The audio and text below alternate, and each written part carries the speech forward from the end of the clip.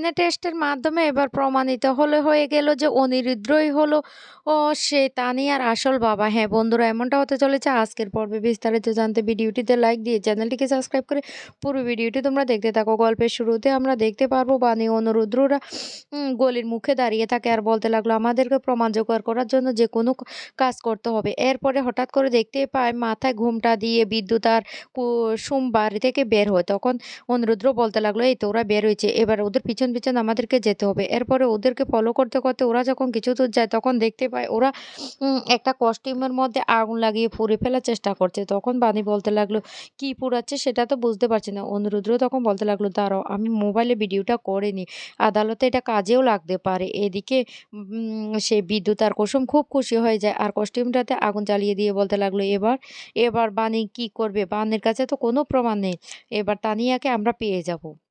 অন্যদিকে দেখা যায় বিদ্যুতের সেই পুরানো ভিডিওটা কিন্তু অনিরুদ্ধ করে নেয়। আর তখনই অনিরুদ্ধ বলতে লাগলো, এবার আমাদের আরও বাকি সব প্রমাণ জোগাড় করতে হবে, শুধু এইটুকু প্রমাণ দিয়ে আদালতে তানিয়াকে আমাদের কাছে কিছুতে পাওয়া যাবে না। বানি তখন বলতে লাগলো, যা কিছু করতে হয় আমি আমার মামামের জন্য করব, দরকার পড়লে আজকে সারা রাত আমরা প্রমাণ জোগাড় করব। এদিকে বিদ্যুৎ আর কুসুম তো সেটা জানতো না, ওরা খুব খুশি হয়ে বাড়ি ফিরে যায়।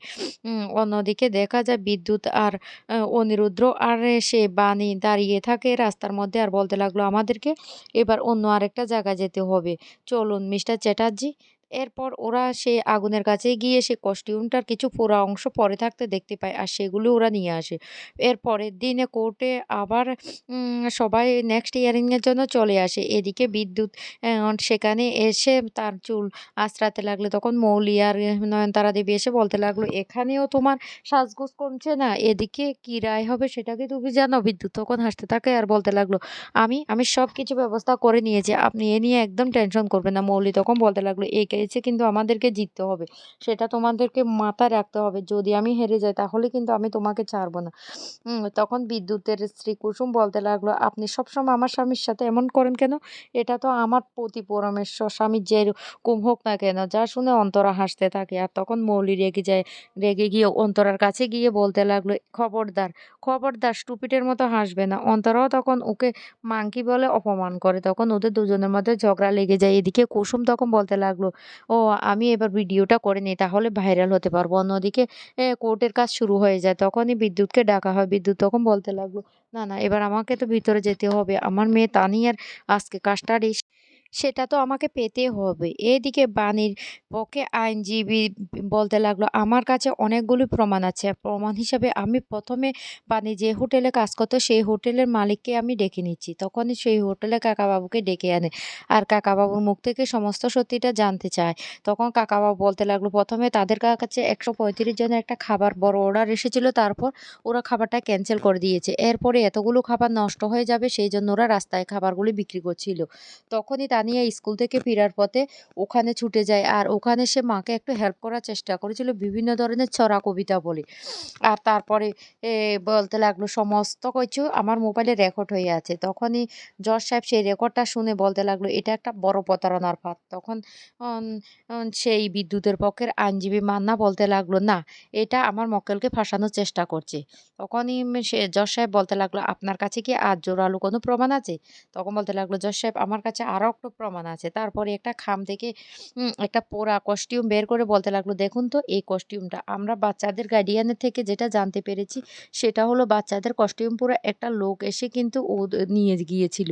আর এই কস্টিউমটা বিদ্যুৎ আর আর সে সেই কুসুমই কিন্তু এটা পোড়াচ্ছিল আর তারও একটা ভিডিও আছে। তখন বানি দাঁড়িয়ে বলতে লাগলো, হ্যাঁ, ওরা দুজন এই কস্টিউমটা পোড়াচ্ছিল যখন, তখন আমরা এটা ভিডিও করেছিলাম। জজ সাহেব তখন সেটা দেখে ফরেনসিক রিপোর্টের জন্য পাঠানোর ব্যবস্থা করে। এদিকে মান্না তখন বলতে লাগলো, ও জজ সাহেব আমার মক্কেলকে ফাঁসানোর জন্য এইভাবে মিথ্যে কথা বলছে, ভিডিওটা তো স্পষ্ট নয়। তখন বাণীর সেই আইনজীবী বলতে লাগলো, আমার কাছে আরও জোরালো প্রমাণ আছে। তারপরে সেই প্রমাণ হিসাবে সে বলতে লাগলো, ও আমার কাছে পচায় সমীর অর্থাৎ ওরফে পচায় নামে পরিচিত ওই লোকটা। তারপরে ওই লোকটাকে নিয়ে আসা হয়। তখন ওই লোকটা গড় গড় করে সবটা বলে দেয় যে সে টাকার জন্য যে কোনো কাজ করে, জমির মামলা বলুন যে কোনো কাজে সে টাকা পেলে করে দেয়। তেমনই বিদ্যুৎ তাকে টাকা দিয়েছিল ও ওই দিন দোকানে গিয়ে যেন ঝামেলা সৃষ্টি করে, তাই আমি ঝামেলা সৃষ্টি করেছিলাম। কিন্তু বিদ্যুৎ তখন দাঁড়িয়ে বলতে লাগলো, "মিথ্যে কথা। আমি ওনাকে চিনি না। ওনাকে আমি চিনি না।" তখনই এই কথাটা বললে কুসুমও তখন সাথে, সাথে বলতে লাগলো, "আমরা ওনাকে চিনি না। উনি আমাদেরকে ফাঁসানোর জন্য এসব কথা বলছেন।" তারপরে বাণীর আইনজীবী সর্বমুহূর্তে বলতে লাগলো, "আমার কাছে আরেকটু প্রমাণ আছে।" তখন এই কথাটা বললে জজ সাহেব তখন বলতে লাগলো, "আপনার কাছে আর কি প্রমাণ আছে?" এদিকে বিদ্যুৎ আর সেই কুসুম খুব ভয় পেতে থাকে। অন্যদিকে বা আম সেই মৌলি আর নয়নতারা দেবী বলতে লাগলো, "দেখেছ? বাণীটা যেমন তার উকিলটাও তেমন। আমার মনে হচ্ছে উকিলটাকে" একথা বললে তখন মৌলি বলতে লাগলো, "গৃহিণী এবার কি হবে? সত্যি কি তাহলে কাস্টাডি বাণী পেয়ে যাবে?" অন্যদিকে বাণীর এই লয়ার বলতে লাগলো, "আমার বিপক্ষের যে উম উকিলবাবু আছে উনি কি কোনো প্রশ্ন জিজ্ঞাসা করবেন?" তখন মান্না বলতে লাগলো, "হ্যাঁ, জিজ্ঞাসা করব।" মান্না তখন উচাইকে গিয়ে বলতে লাগলো, "সত্যি, সত্যি আপনাকে কত টাকা দিয়েছে এখানে এসে মিথ্যে সাক্ষী দেওয়ার জন্য?" যা শুনে অবাক হয়ে যায় আ সেই পচা। পচা তখন বলতে লাগলো, না, আমাকে কোনো টাকা দেয়নি।" কিন্তু মান্না বারবার করে কথার জালে তাকে ফাঁসানোর চেষ্টা করতে থাকে। এরপরে বাণীর লয়ার বলতে লাগলো, "স্যার, আমার কাছে আরেকটা যথেষ্ট প্রমাণ আছে। সেটা হলো ডিএনএ টেস্ট।" এই কথা বলার সাথে, সাথে বিদ্যুৎ তখন বলতে লাগলো, "ও কেন ডিএনএ টেস্ট হবে? কেন? ও সেই তানিয়া তো আমারই মেয়ে।" এদিকে মান্না বলতে লাগলো, "যার মেয়ে তার সাথে ডিএনএ টেস্ট না হয়ে কার সাথে ডিএনএ টেস্ট হলো?" বাণী তখন বলতে লাগলো, "ও বিদ্যুতের মেয়ে না।" জজ সাহেব, "ও বিদ্যুতের মেয়ে না।" জজ সাহেব তখন বলতে লাগলো, "ডিএনএ টেস্টটা আপনি কার সাথে করিয়েছেন সেটা বলবেন?" তখন বলতে লাগলো, "হ্যাঁ, আমি আমার মক্কেল যে অনিরুদ্ধবাবু তার সাথে তানিয়া ডিএনএ টেস্ট করিয়েছি। আর ডিএনএ টেস্টে এটাই প্রমাণিত হয় যে অনিরুদ্ধবাবুরই মেয়ে হলো তানিয়া।" তখন বাণী হাত জোড় করে বলতে লাগলো, "জজ সাহেব, এটাই সত্যি। আমার তানিয়ার বাবা হলো মিস্টার চ্যাটার্জি।" বিদ্যুৎ তখন বলতে লাগলো, "মিথ্যে কথা, মিথ্যে কথা।" এদিকে মৌলি তখন বলতে লাগলো, "গৃহিণী, এটা কি হয়ে গেল? কিভাবে হয়ে গেল এটা? এটা একটা মিথ্যে কথা। কি করে অনিরুদ্ধর মেয়ে হতে পারে তানিয়া? না, এটা হতে পারে না।" এদিকে বিদ্যুৎ তখন বলতে লাগলো, "ও স্যার, আমার মেয়েকে আমার কাছে ফিরিয়ে দিন। এইভাবে আমার মেয়েকে ওরা ছিনিয়ে নিয়ে যাবে, সেটা হতে পারে না।" কিন্তু জজ সাহেব তখন সে ডিএনএ টেস্টের রিপোর্টটা দেখে বলতে লাগলো, "ও সমস্ত সাক্ষ্য প্রমাণের ভিত্তিতে এটাই প্রমাণিত হয় যে অনিরুদ্ধ বাবুর মেয়ে হলো তানিয়া। তাহলে এই ফলস কেসটা করার জন্য আমরা বিদ্যুৎ বাবু কে আইনগত ব্যবস্থা নেওয়ার ব্যবস্থা নিয়েছি। তাই বিদ্যুৎকে আমরা ৫ বছরের কারাদণ্ড ব্যবস্থা করেছি।" যা শুনে বিদ্যুৎ চিৎকার করে বলতে লাগলো, "মিথ্যে কথা, মিথ্যে কথা।